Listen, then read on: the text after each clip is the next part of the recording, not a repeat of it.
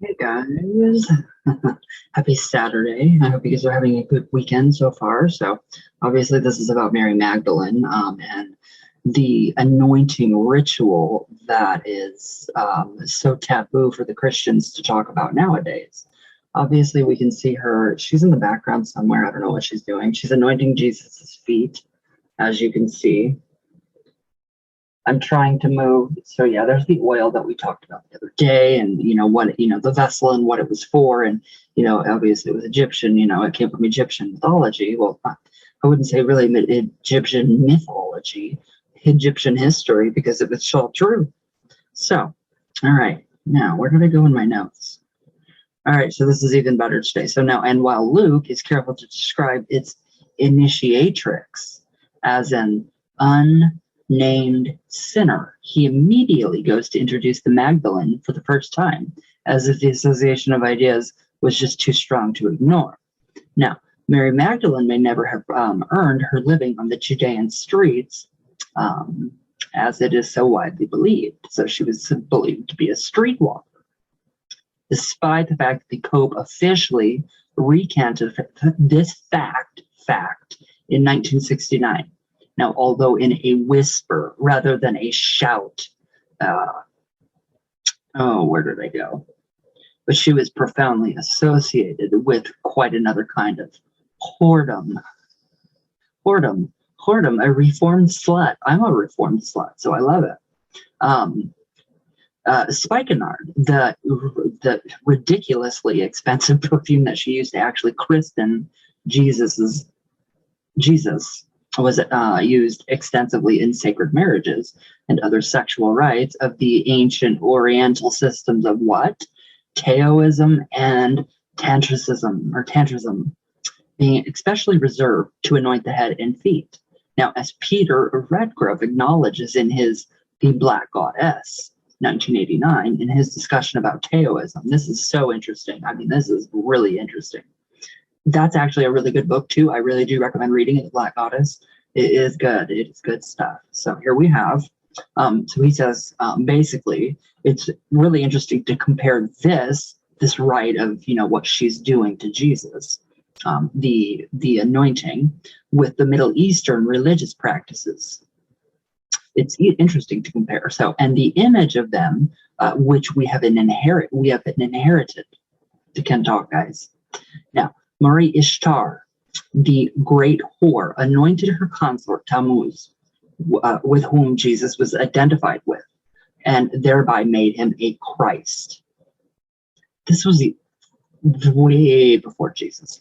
Way before Jesus. Now, this was in preparation for his descent into the underworld, from which he would return at her bidding. So she, or her priestess, was called the Great Whore because this was a sexual rite of Horasis. It's either Horasis or Horasis. I don't know which. Of whole body orgasm that would take the consort into the visionary, knowledgeable continuum. So there's knowledge and gnosis and stuff to be gained through a full body orgasm. Where have I been? Where have I been, and why have I been not reading the Kama Sutra?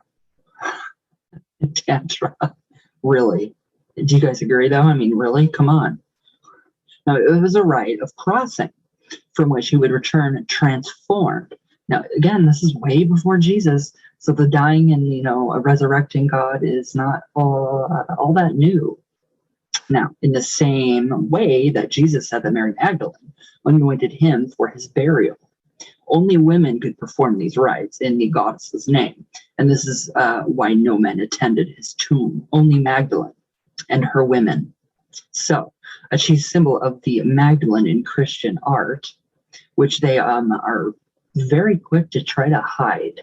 They're very quick and witty about trying to hide it, and they're witty about trying to hide anything else that is associated with paganism because they don't want to be associated with pagans. But that's where they got all their stuff, paganism. Now, in the Christian art was the cruse of holy oil, and that's the little bottle. It's not mentioned much.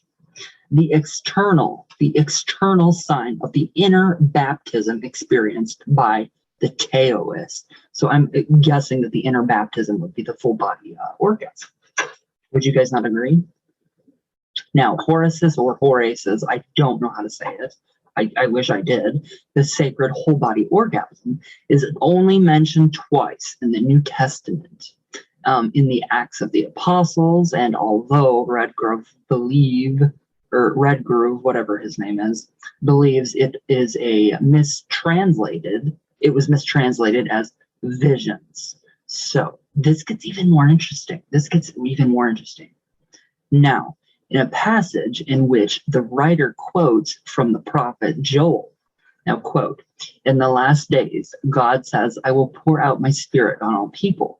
Your sons and your daughters will prophesy. Your young men will see visions." Now, that doesn't really make a whole lot of sense, does it? No, it doesn't. It would make more sense if it were to go like this. Now, it would give a remarkably different flavor to Acts if rendered as, "Your young men shall enjoy the sacred sex rites of Horaces or Horaces." I don't know which is which, how to say which. But that's really interesting that they're really bringing in a lot of like the Kama Sutra, and they're bringing in the sacred oils. And I mean, just imagine back then. I mean, literally, Jesus was a human being if he existed. And he had flesh. He was in the flesh, and he had temptations, whatever you want to call them in the Bible, sins, lust, which is an emotion, not a sin. Now, in the traditional form of sacred marriage, the heroes, Gamos, the priestess, queen, goddess, also anoints the priest, king, god with oil on the genitals as a preparation for ritual Horaces or Horaces. So, what is going on? What is going on with Jesus? Where did why did we not all, why is this not in the Bible? I mean, it is in the Bible, but it's, it's been obscured and translated. And every time when one thing is translated, you guys, it loses like 10% of its meaning. So the Bible has been translated 162 times, 215 times, and in 162 different languages. So how many times do you think that everything has been obscured and lost? 10%. Every time one thing is translated, 10% of it is lost or it's misstrued. It's like, telling somebody one thing. I bought, let's see, what would I say? I bought a small bottle of French perfume, Dior, J'adore Dior perfume, tiny bottle. And I paid $70 for it. Okay, so that's what I tell my friend. Okay, well then it goes down the grapevine and eventually it becomes a giant bottle of probably whiskey, and it was imported from Ireland. So you guys see where I'm going with that. Perfume to whiskey. That's how these people in the Bible have worked it and, misconstrued, anything that's true in the Bible. I don't think anything is really true in it, except for parts of the history, bits and pieces of, going back. But it's so interesting to just absorb this information. It's just really interesting.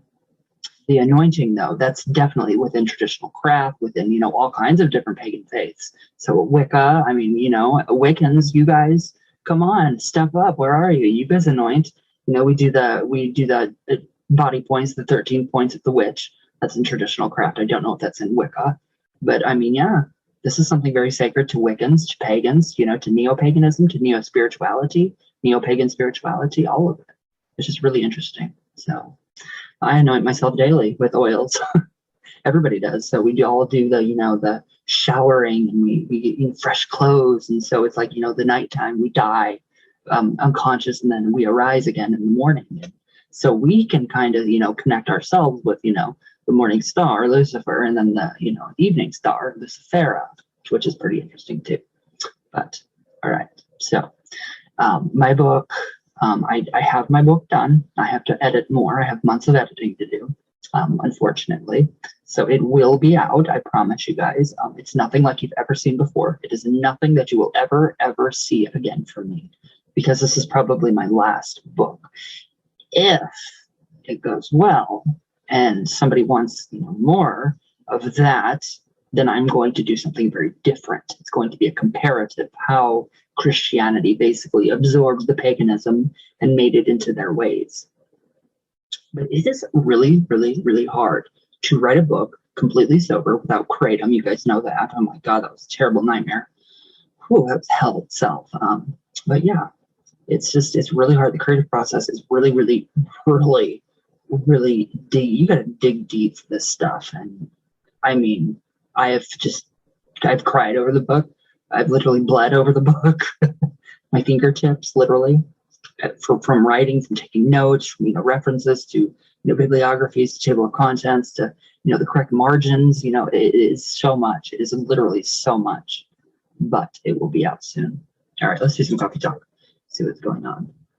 So I'm excited. I really hope you guys are, because this is something you guys will never see from me again. And I just think it is truly traditional craft to a T. There is no neo-pagan, spirituality in it. There's no, Wicca, there's none of that. So, and it might be a little hard to read for some people, so you might need to, because I don't know why, but when I started to write this book, it came out in more of an archaic language with the whilists and the thusts and the henceforth and all that stuff. So it's this language that I did not, I didn't think was in me, or language that I did not retain. Gustavo, hi brother. Haha, oh my snake. He looked confused. He's looking at me like, what is it, winter? Is it summer? What do I do? Miss Lizzie, oh my God, yes. Yeah, it is coming, 2020. It is. Metal Magic and Mayhem, hello, how are you? Partial Son, no, I missed you. I missed you. I haven't seen you forever. How are you? Talon, I love your knowledge of the snakes and you being a vet tech at the zoo. I love that. That is amazing. So, Lily Moon, hi, darling. How are you? Partial Son. I'm glad that you took a break. Everybody needs a break. I did for a while. Lady Blind Wolf, I love you to death. Amanda Wilkies, I love. How are you guys? Maria Renteria, Talon, Lady Blind Wolf, Kim Lehman, hi, my love, my Kim, Corporate Coffee Futures, hi, you. I'm not getting death threats. No, it was a matter of me being in my chat, my live chat. Somebody came in and consistently, pretty much trolled, how people can lag stuff, like, message over and over and over and over, asking for somebody else to pay for their readings. And then somebody else came in and said, don't you dare upset, or be rude to this person or else. So that's a direct threat to me. So I had to report that to the police. So all threats that are made on me on live chat will be, yeah. And they gave their address too. And they live in my city. Sheila Nagel, hi. Soul of Thorns, Shadow, my Shadow, I love you. I love you, I love you. Ooh, of the how or why of me, truly a holy enigma I am. And you are, I love your name. It's incredible. Careless, hi you. Hi guys. Carlos Colon, hello. You guys make me so happy. I love your comments. All I have to do is click on here and you guys make my day. I love it. Maria Renteria, blessed be beautiful Ryan. Blessings, lots of blessings and love to you, my love. Genevieve Akal, I hope I said that right. If I didn't, please correct me. Hi. Bitter Almonds, hi you. I miss you. Ira Anak, hi. I hope you are doing well. Jamie, Aponte Salva, hi. How are you? Cherub Jubilee, hi you. Shadow Zone Productions, hi you. Kali Fox Club, I love you guys. Jay Phoenix, my bro, I love you. All right, guys. So yeah, let me know what you guys think about the anointing rituals and this Taoism and Tantrism and the Kama Sutra. I'm curious. So all right, you guys, have a good day. Be safe, stay healthy, don't get sick, all that good stuff. And I will see you guys tomorrow. So all my love, all the way from Venus, always. All the way back down. And I hope you guys have a great weekend. And thank you guys for your amazing comments. They really are great. You guys are awesome. I love you all. So I will see you tomorrow.